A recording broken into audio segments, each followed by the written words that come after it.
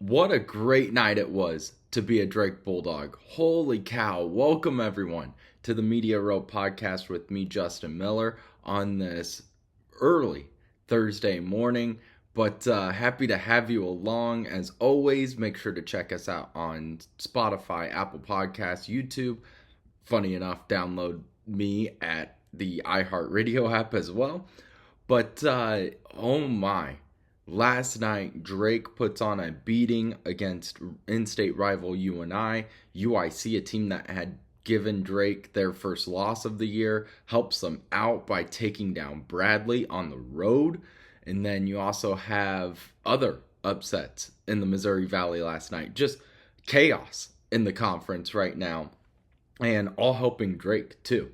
Drake is now sitting in a tie for first with the Bradley Braves. There's a three-way tie for third, and it's just going to be a really fun stretch here to get into Arch Madness. But thank you everyone for hopping on, and I do want to give a few thank yous before we start the show today, because starting this podcast, it's new, and it has moments where I feel like it's not moving as fast as I want it to be. I feel like I'm not actually reaching out to as many people as I think I am. And last night, walking into the Nap Center, had multiple people say that I was doing a good job and that they really enjoy listening to that. And that just means the world. And I really appreciate that because, yeah, there's times where I'm doing this and I'm in my room alone. I don't know how many people I'm actually reaching, but social media numbers are good, and the life interaction, the real life interactions, those mean the world. So really appreciate everybody stopping me and saying those really nice things last night before tip-off. Really appreciate that, and it means the world, and I hope you guys continue to listen. I hope you continue to enjoy and subscribe, comment, all that good stuff. Really appreciate you. But let's get in to the game we watched last night. UNI at Drake. You have basically Bradley was sitting alone at number 1 at the time, and Drake was in second, and UNI was in third. That is how the Missouri Valley looked last night. And so much had changed by the end of this game. And you had two of the best defenses going head-to-head. Drake, the best defense, scoring defense in the Missouri Valley. UNI, the third scoring defense in the Missouri Valley. And you have teams that don't turn over the ball a lot. You have teams that force turnovers a lot. You have great guards. You have, Campbell taking on Sturts, Miscari going up against Anderson. And last night, Drake wins 66-52 over the in-state rival. Just a few quick bullet point stats numbers that came from the Bulldogs in that game. They're now 19-2, which is their third best start. 9-2 in the conference. 11-1 at home. They shot 50% from the floor. 9-0 now when shooting 50% or better. They shot a season high 62.5% from beyond the arc. 10 of 16 on the night. Third most threes, too, that Drake has made. 13 is the most they've made this season against York in the first game of the year. And that includes them shooting lights out in that first half, 7 of 10 from beyond the arc. They led 36-24 at the half, 16-1 now when leading at halftime. And so those are just the quick bullet points, kind of like what you see at the end of those articles on Drake's websites. Mike Mahan helps out with those stats, so I appreciate him sending those to me as well. But before we kind of really dive into this game and break it down from a fundamental standpoint, that's my Coach Kent impression. Before we really break down this game, here's Coach McCollum. His initial thoughts, his opening statement to us in the media room after the 66-52 win over UNI. It was Coach McCollum's first time playing in this rivalry, and a lot of these players' first time playing in this rivalry, and they go out and show out for a packed Nap Center, which on the sheet it said over 5,400. It felt like there was 6,000 plus. And I talked to multiple people in the media room. I'm like, doesn't that feel a little low? And they all agreed with me. It feels like it was more than 5,400. But here's Coach Ben McCollum on his first win against the in-state rival UNI Panthers, 66-52. First off, I've always had a lot of respect for UNI and Coach Jacobson, and watching his teams throughout the year and all the success that they've had. He's obviously one of the class acts in college basketball, particularly mid-major, and obviously one of the most successful as well from a winning perspective. So, it was a fun atmosphere, a fun game, a great game to be a part of. I want to make sure that from a fan's perspective that they continue to come out and show support. We really appreciate it. Like, you walk out into that atmosphere and it is so much fun. And it's not just fun for the players, it's fun for everyone in the gym because it's got that energy about it. Regardless of the circumstances, it's a fun game, a fun environment, and like we always talk about Des Moines' hometown team, that's what it is. And you can have a show right here, you can go 45 minutes, and I think you should just go here, or you can go an hour and a half, but again, let's just stay here and watch the Drake Bulldogs. So thanks a lot for coming out to the fans. And from our perspective, I thought our kids were dialed in. It was funny, my staff came in and they said, hey, you guys are really ready. I'm like, well, no kidding. There's 6,000 fans here. I'm like, okay. Well, some other games weren't they ready, but they were tuned in and executed the scout and did a great job and kind of worked through some of the lulls as well. So with that win, now the UNI Panthers, they fall to 13-9, 7-4 in the Missouri Valley. In the last 12, they're 2-10 versus Drake. Both of those wins coming at their home court at the McLeod Center. So it's been a while that they've won in the Knapp Center.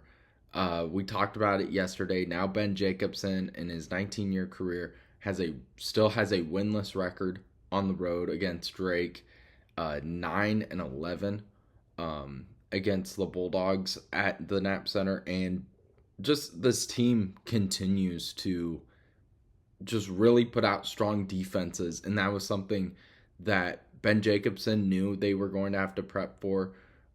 Being without Leon Bond is huge, and they still don't know his if he'll be able to come back and if they make a postseason run. They're doing more calls, is what Ben Jacobson said, trying to make sure his future and his health are the most important things.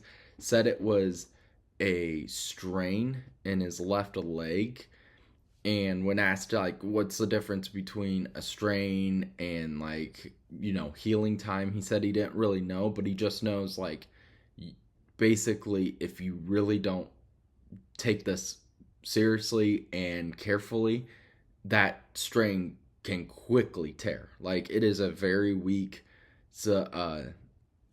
spot in his leg right now that would be susceptible to a larger injury that would take him out even more time. So they're being really careful for their top scorers, their top rebounders, and last night they could have used them because they lose 66-52 against Drake. Here's UNI head coach. It was cool. One of the few times we actually get to interview opposing coaches and players after the game in the Knapp Center. So here's Coach Ben Jacobson, his opening thoughts after sustaining the loss against the Drake Bulldogs. The start to the second half, we got the first 4 points, and Ty's three was halfway or more in and popped out, would have given us the first 7, which would have helped us a little bit. We made a couple of mistakes in the first half. 22 made the 3, Mascari made the 3 when Trey was standing right in front of him. Kale helped when the ball was in the lane, and 14 made a 3 late shot clock. And then the one at the end of the half, we weren't supposed to be all the way off of Abreu.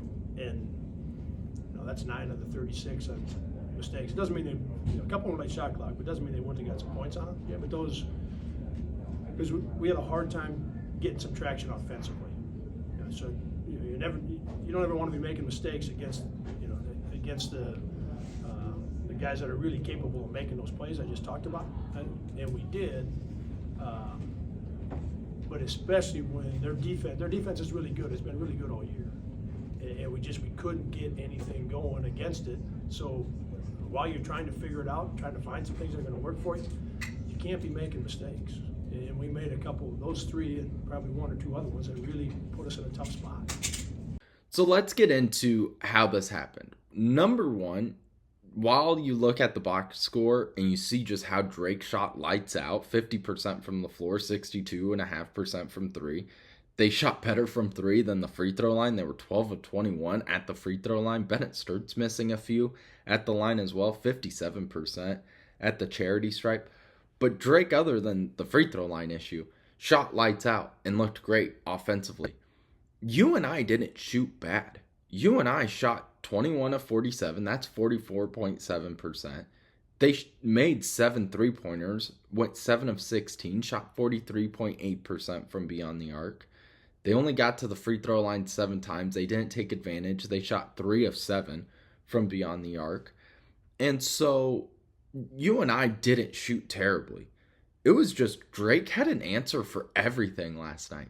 If UNI went on a 2-minute scoring run, which they did a couple of times, and they would cut Drake's huge lead down to like 6, all of a sudden Drake would calm down, they would readjust, and their defense would hold then UNI to a 3 to 4 minute scoring drought, and then their offense would just take over. It felt like every time UNI got within 6, Drake woke back up, and all of a sudden you blink and the lead is back up to 12. That's how it felt last night. And so Drake, just an unbelievable shooting night. They hit 10 3-pointers, which is third most this season. And UNI isn't a bad 3-point shooting defensive team at all. If you look at the stats, you had, going into the game, you had Drake shooting 35% from beyond the arc. That's 8th in the Missouri Valley. They're not a great 3-point shooting team.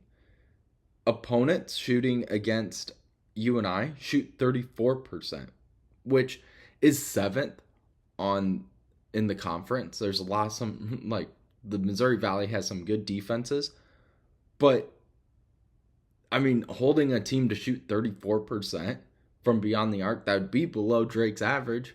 That would be really good. That'd be a really good night. And Drake just was able to make them. And Ben Jacobson talked about, because you had guys like Cale Combs, who we'll get to, coming off the bench and knocking down his first 2 3-pointers of the season. And you had other guys making shots. He knew Mitch Muscari, Bennett Sturts, and Abreu were 3 guys that he really had the defense focusing on. And he even admitted he would pull guys off of guys like Cale Combs, Isaiah Jackson, Howard, because those are the guys he wants to shoot the ball. He feels like they have a stronger chance to cause issues, to miss shots, get offensive rebounds, get rebounds and get his offense up and running if those guys on the Drake sideline take those shots. And he credited Combs and those guys for knocking them down because he left them open. And so it'll be interesting now in a couple of weeks when Drake now has to make the trip up to the McLeod Center, how he adjusts to those guys, knowing now that they're pretty good shooters too. But they're not a bad defensive team. It was just Drake really had one of their best offensive nights. And the Knapp Center was rocking. Having the student section back was great. They had the balloons up, over 1,000 balloons for the student section, being loud.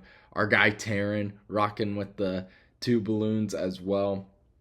And so it was just Drake had an answer for everything, plain and simple. UNI just couldn't break into it. UNI, you knew Titan Anderson. He's very similar to Bennett Sturts. He's going to get his. He's just that good of an athlete. And he did. He shot 7 of 10 from the field. He had 16 points to lead the team. And then the only other player to score in double digits was Trey Campbell. And while Drake only had 2 players score in double digits too, it was just the style in which Trey Campbell, he got 10 points, but they weren't efficient.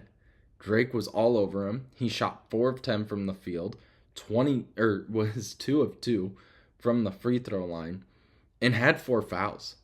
So you have to, manage that. He can't be as aggressive on either side of the ball with those foul issues. And so he was kind of taken out of the game. And Drake, their defense just continues to impress me.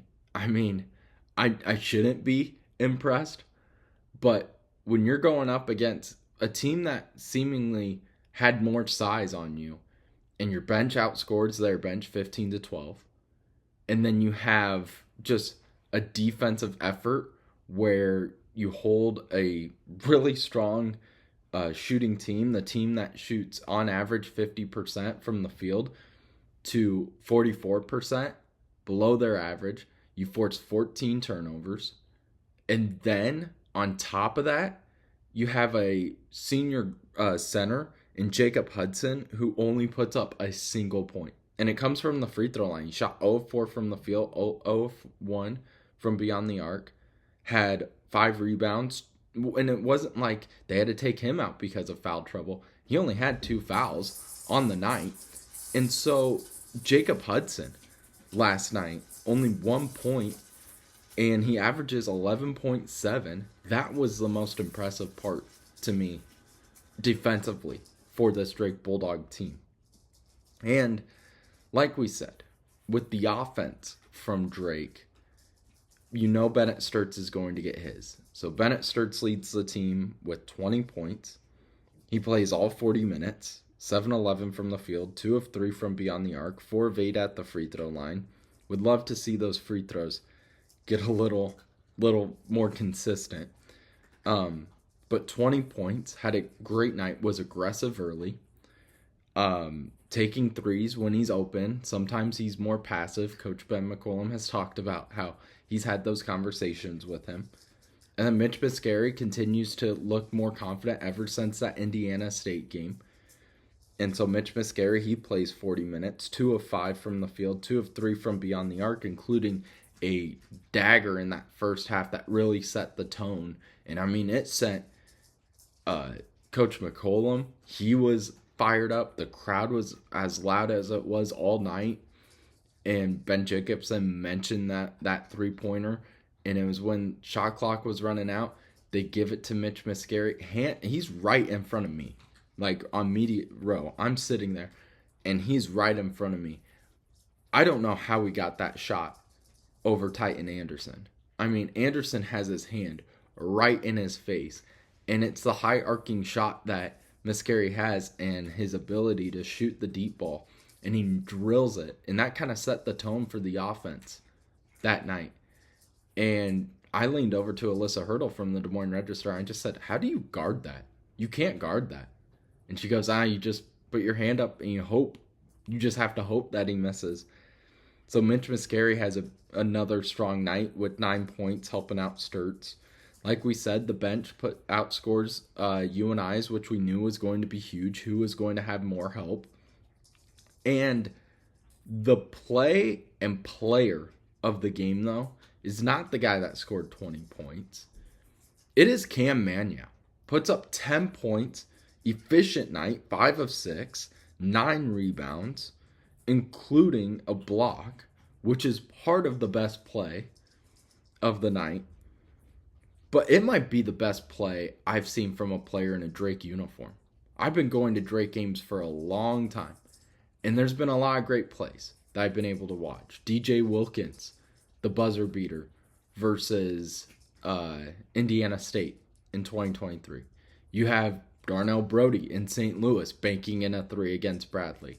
A lot of great moments. Josh Young, 3-pointers. Leonard Houston, skying dunks. A lot of great plays have been made in the Knapp Center and by Drake players.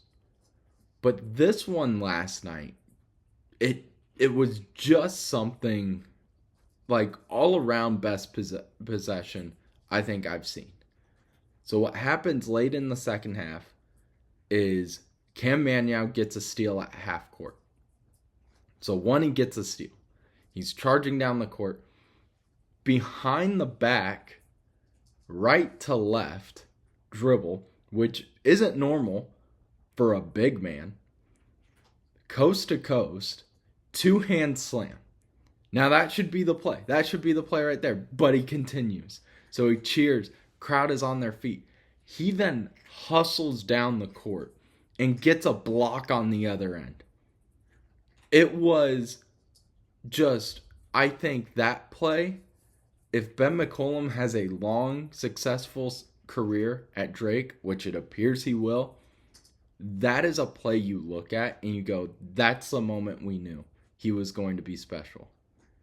Because of those plays, that's the attitude, that's the hustle, the physicality that McCollum basically has implemented to this Drake system. And it was unbelievable. It was, my jaw was on the desk.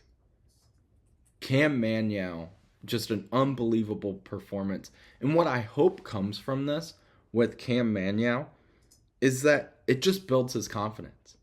Because he's been a strong defensive player and rebounder all season long. Very consistent on that front. But offensively, he struggled. 2 of 8 in the last 2 games. He hadn't scored 10 or more points since January 1st in that loss against UIC. And like we saw with Mitch, when Mitch was going through his shooting slump after that Kansas State win, he then had a huge game against Indiana State. He then put up 24 or 21 points following that. Then he put up 13 points, then 9 points last night, and his confidence grew. I'm hoping the same happens for Cam Manyow, where he has a performance like this and it just kicks it to a different gear. So Cam Manyow, my play and player of the game, easily. And Bennett Sturts, 20 points is incredible. And we talk about this, I feel like, every podcast. But like you feel like you blink and the dude puts up 20. He is not a showboater whatsoever. He just does his job, kicks ass, and moves on. And I love it. I love the attitude. And then you interview him afterwards, and you're like, oh, it reminds me of DJ Wilkins. We're on the floor, killer. But then in the press conference, he's just chill. And, afterwards talked with him, congratulated his Kansas City Chiefs for making the Super Bowl. But here's Coach Ben McCollum and Bennett Sturts after the game, kind of joking around and talking about their reaction to that Cam Manyow steal, dunk, block play, which is still unbelievable. Drake Athletics, I haven't checked yet, so I could be wrong. But last night they only had the steal and dunk. I need the full video posted. Please post the full video. But here's Coach and Sturts after the game talking about the play. He blanked out. How can you not smile after that? That was pretty insane dunk and steal. I'm just happy to see my guys succeed, and just that play was crazy. When it was, it's oh yeah. You just don't know what's going to happen. He starts to dribble, and I knew it was going to be a right to left behind the back. I knew it was coming. He almost baits it so that he can do that. He's done it before. Usually he throws it off the bleachers. Today he did not. And then, the cool part about it is he did sprint back right afterwards, which was awesome. So he played fantastic. I thought his energy was great, and obviously did a lot of winning things. In the press conferences, they've been going really well. It's been fun starting to get to know the players better. It's been fun building a relationship with Ben McCollum. Joked around that he talked about during the game how they were doing their defensive strategies, but he told, I think it was one of the TV reporters asked him a question about defense, and he said, this is kind of what we did, but I'm not going to go into all the keys and strategies. I'm not going to reveal my secrets. Well, I really wanted to know, what did he see from his team that led to one of the best big men in the Valley, in Jacob Hudson, to not even get a single basket, just 1 point at the free throw line. And, he gave a good answer, but then he ends it with, again, I'm not going to try to tell any of my secrets. And I said, I figured I'd try, coach. And he said, no, good try. So those joking around moments, it's just nice to build those relationships. And I'm not mad, and I don't think it's I understand where the TV media is at.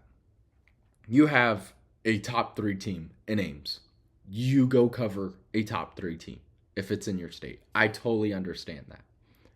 But I do appreciate what Ben McCollum did at the end of the game, or end of the press conference, I should say. And that is, he has seen Alyssa and I basically at every Drake home game. For the most part, we're both there at every game. And we try to interview him after every game. But then you see an in-state rivalry, and a bigger game brings more people, and you have the media room then all of a sudden filled. And again, I totally understand. You have a top 3 team, you go cover the top 3 team. But like I said, I appreciate Coach McCollum sitting there, and as he gets up to leave, he looks at the TV and everyone else in the room and says, you guys can come to every game. You know that, right? You're welcome to be here every game. And, he did it in a, joking way, because he understands too. And he kind of put the TV people and the rest of the room on watch. And I shouldn't say on watch, but kind of put them in a, kind of funny, awkward situation. And as a fan, I'd respect that. I like a coach that kind of, he's promoting his team.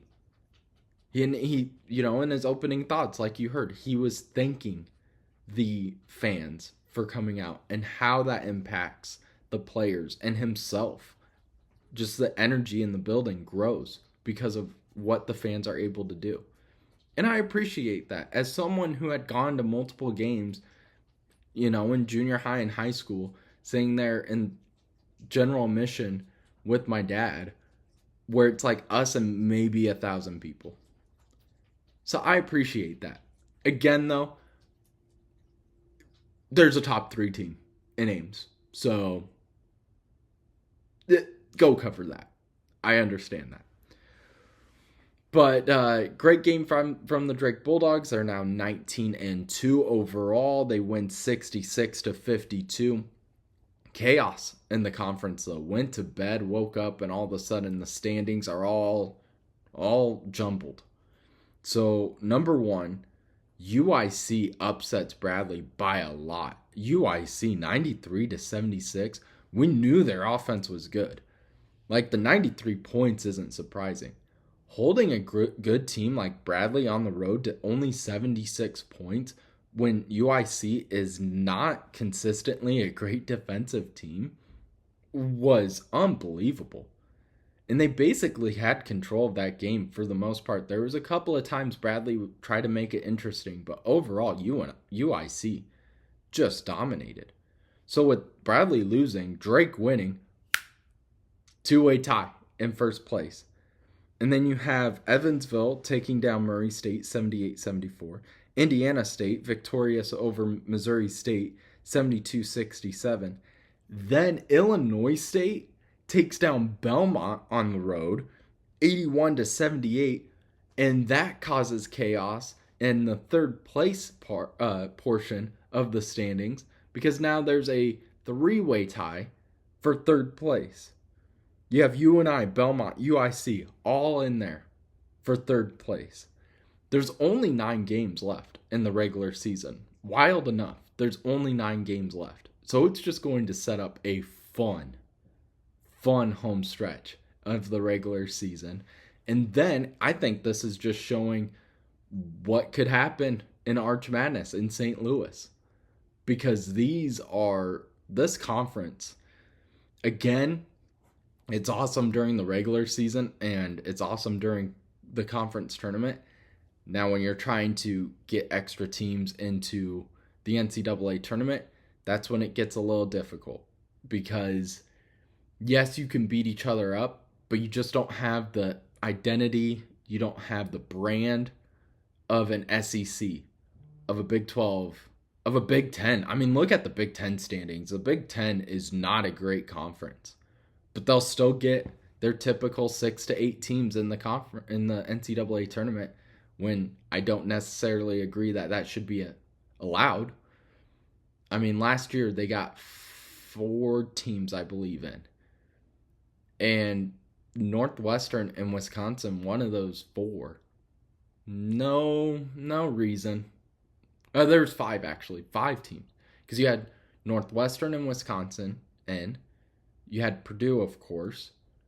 Then you had Illinois, who was in there. And then Nebraska. And Nebraska deserved to be in there. They beat Purdue.